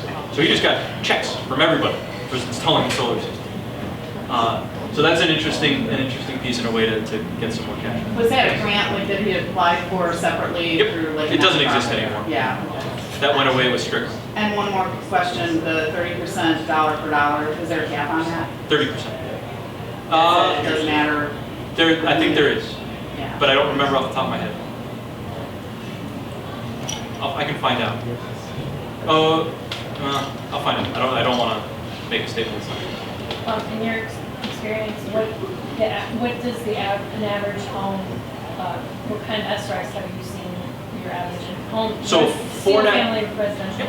So if I install a 4.5 kW array, that's going to generate probably about 5 credits a year. So it's an extra $200. Maybe an extra $250 somewhere. Yeah. How much space does a 4.5 kilowatt array take? Good question. So What is that? it's 16 modules 16 of those square, those big of the ones? big ones. Okay. So 16 of the big ones, and they are like 36.5 by 60 something inches. You could do a quick area calculation. Is 4.5, Go ahead, I'm sorry. what did you say that was, 4.5 Kilowatt. kilowatt?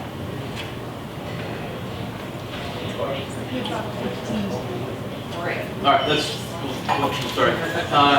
Then we can. So this is just getting at the increase in the overall penetration of solar in the United States market. What the cost of the actual, so these are cells, these individual guys are cells, and then they comprise a module, and modules together make a panel. Individual solar cells have dropped down to like 30% or 30 cents a watt, so they're really small. Okay, so there's my little house. So this all sounds well and good. You're interested what happens next, right?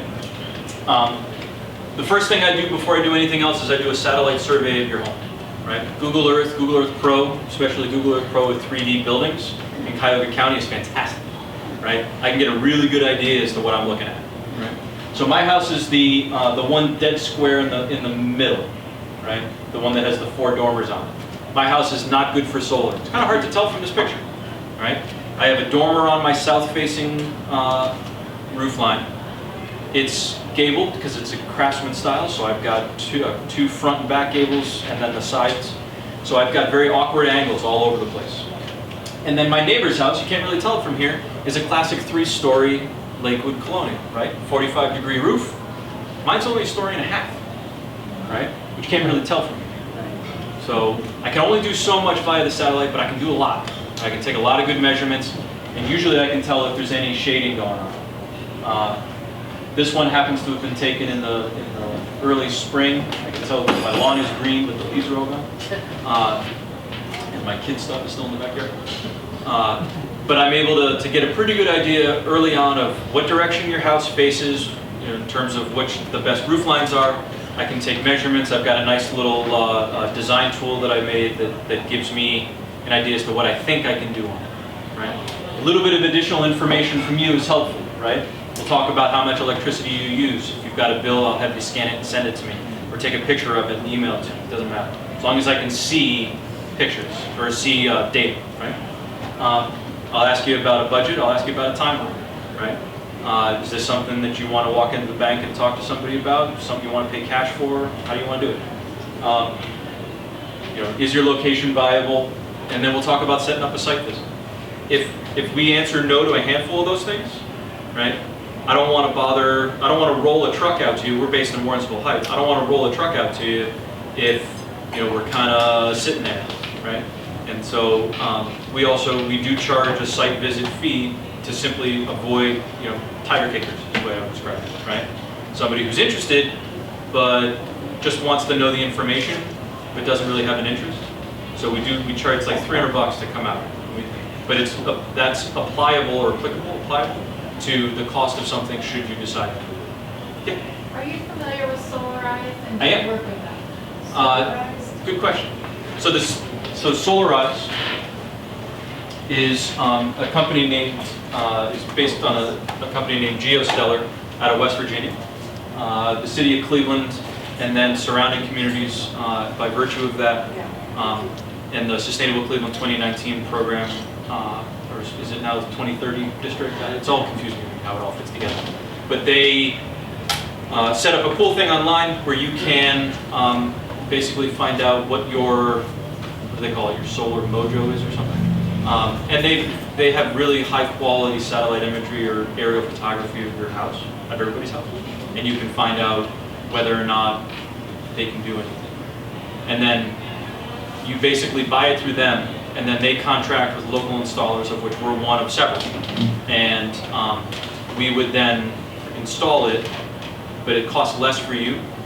My only issue with them, and that's purely professional and it has nothing against anything else, I don't like some of the designs that I've seen of theirs. I don't do ugly solar. Like, you're never going to see an installation of mine that has a vertical and a horizontal next to each other. I won't do it.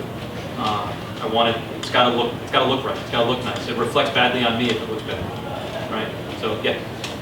Are you just going back just a second? Are you saying that with Google Earth and a picture of the bill and a conversation with the homeowner, you can kind of tell how many panels this house would take and kind of guesstimate the cost and not come out to the house? Initially, I can get a pretty good read on what I can do. Okay. It's not going to be perfect. I might, you know, if you know like what pitch your roof is, I can get it even better, right? Because I can tell with pretty good resolution roof penetrations. I can tell where your stack is. I can tell where your chimney is. I'll drop into Google Street View, so I'll get at the street level. I'll look at your neighbors, and I'll see how tall their houses are. I'll look for, you know, what are your trees like in the area? How, you know, Lakewood's got really mature trees, right? So I know, like, I've got a, you know, really tall oak tree in my backyard. You can't really see it here. It's kind of shown, but I know it's a lot bigger than what they're showing me here. So those kind of things. How big of a factor are trees? Big. I mean, really? Yeah. That can really mess you up? Because in the summer they have their weeds in them whenever Right, we're not using it. right when I need it. There's not much sun. Exactly. But I mean, you can position it away from trees, right? I mean, can you? Yeah, but yes and no. Like on my house, there's no way, actually go back, sorry. There's no way I could put it on the back of my house even though it faces west, or east, because I know there's an enormous tree there. Yeah. I can't put it on the front of my house because the city won't let me. I'm sure as heck not putting it on the north side of my house because we'll never get any How sun. many cities don't let you put it on the front? A lot, Really? a lot, yes. So yes, curb appeal, I'm just kidding. Yep, and that's fine, I don't have a problem with it. There's some that do, so, good. Yeah. For us in Lakewood, what is the likelihood of putting them on the east and west facing? Perfectly fine. So south is obviously your best.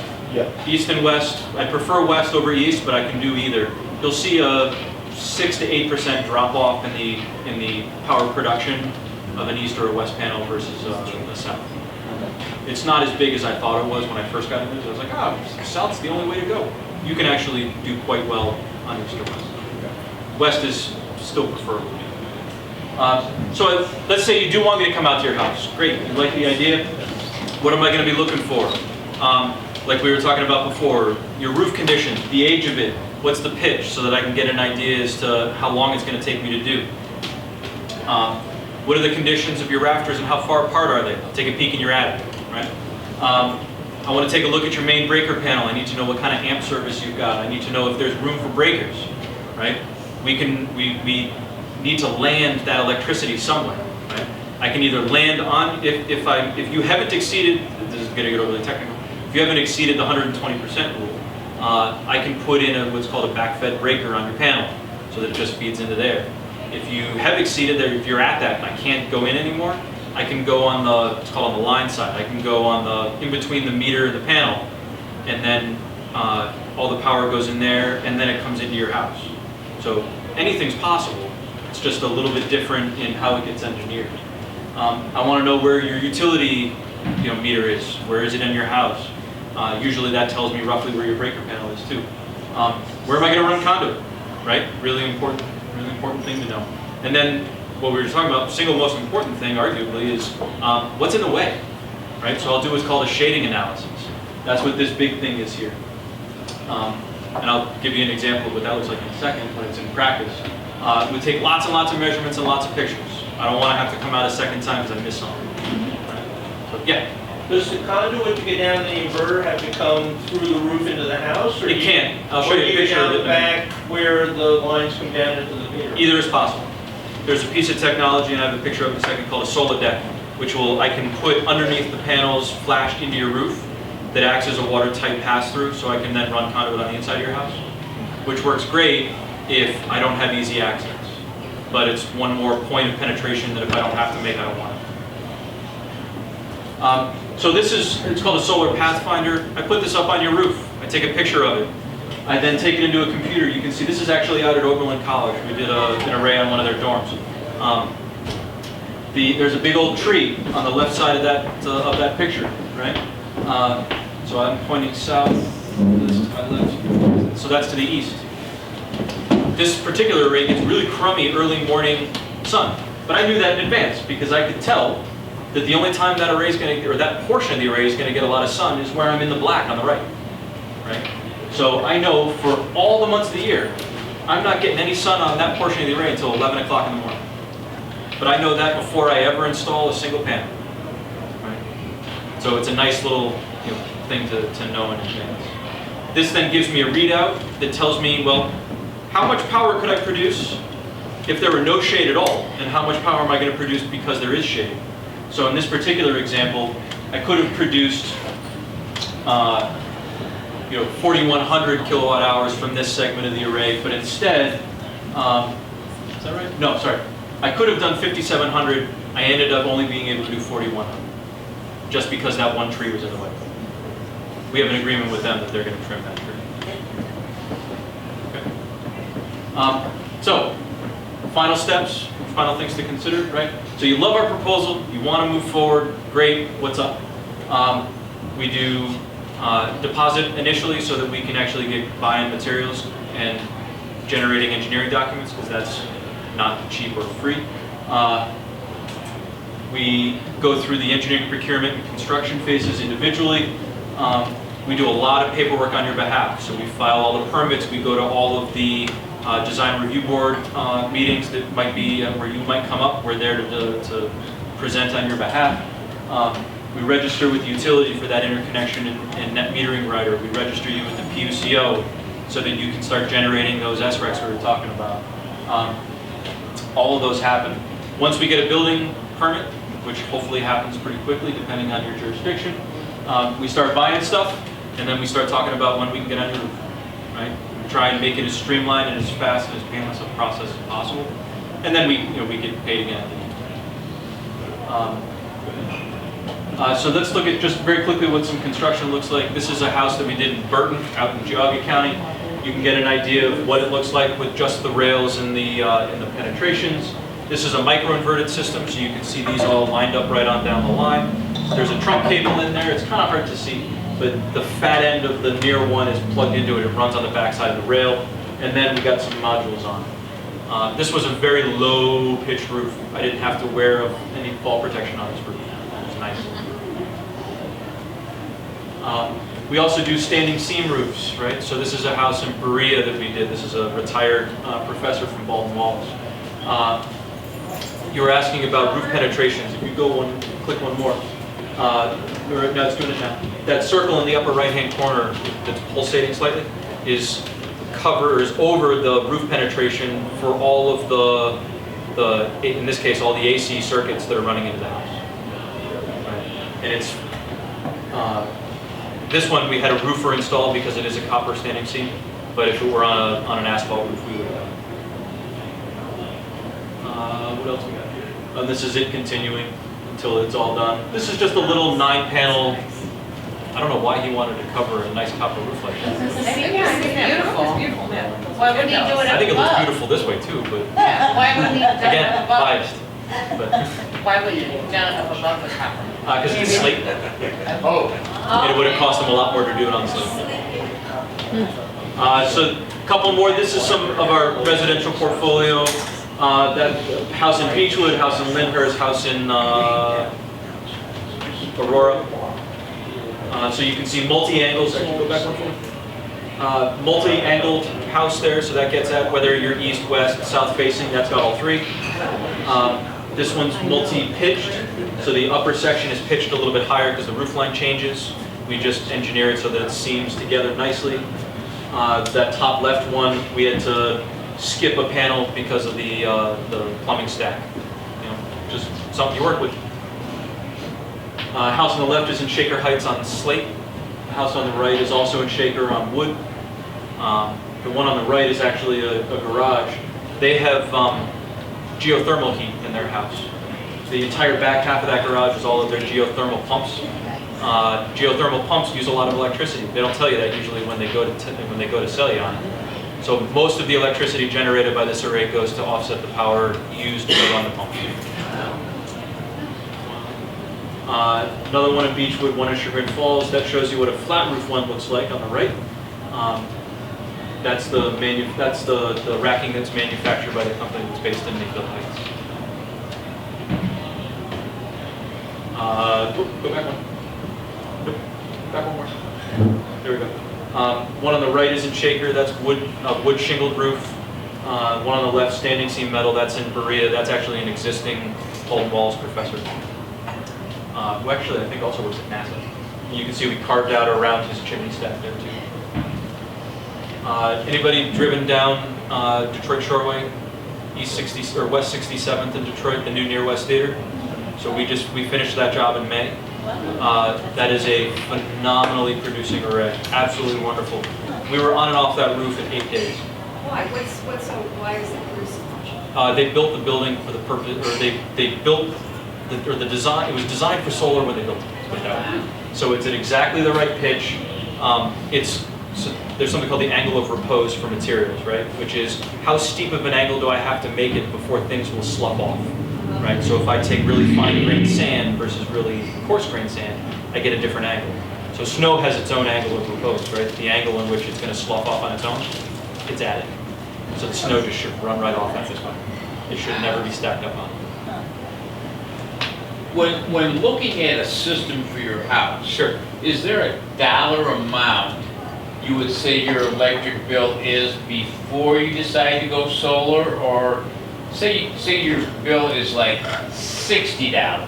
So low. So if your bill is between $60 and $80 a month, is it not a good idea, or is it over $80? Well, $100 more a month. What point do you decide? It's hard to say because I don't know what that equates to necessarily in power, in electric consumption, kilowatt hours. If I knew that, it'd be a little bit easier. My guess is that it's pretty small, right? The cost of installing a system comes down the bigger it gets, right? So if I have to come out to your house to put a 4-panel system on, and that's still going to take me a day. because I got to do all the associated things with it. That's gonna cost a little bit more to do on a per watt basis than if it were 8 panels or if it were 12 or 16, right? So ultimately, I think it comes down to what your comfort level is. You know, I'm not gonna submit a a proposal to you with the intent of you not accepting it, right? But I have to structure it in a way that it makes sense for me to roll a truck with 3 guys out to do a job. So there is a break point there somewhere, but it's really more about whether or not you'll accept what we've proposed than it is about us saying we won't do it. Does that make sense? I showed you that graph earlier, that bar graph. That's for this facility. This is that SIG building at Baldwin Wallace. This went operational, I think the building's only 4 years old, so this is like 3.5 years old, something like that. We actually finished this installation in December. So we install 12 months a year, it doesn't matter. If there's snow on it, we shovel. And then I only have like 1 or 2 more, I think. Believe it or not, that's a garage in Moreland Hills. Does the Tesla park in that garage? No, they have a C-Max, I want to say, like a Ford C-Max. He's actually he's a lawyer but he does watershed mitigation and analysis for like when a company builds something and they have to mitigate used up wetlands and move them somewhere else. That's what he does. He's actually one of our biggest supporters. He tries to, everybody can talk. I probably shouldn't. We can talk one. Really, really nice guy. And then we also just a couple of weeks ago, go one more. Anybody know where this building is? Nobody? Really? Is that Blossom? No. Nice, good guess though. Anybody have little kids? Go out to the zoo ever? It's the zoo carousel. So we're going to be putting solar up on 5 of the 8 triangles, I want to say, on the new zoo carousel. And that'll hopefully happen, if not the end of this year, early next year. So that's probably our next fun endeavor. Are you really gonna put it on the carousel, or are you gonna do it on top? I'm doing it right there. Really? It's on the standing seams. Very excited about that. So, I think that was my last slide. Did I? 4 minutes. I said I wasn't going to talk for 2 hours, but I still did. Pretty good. So let's give a warm thank you.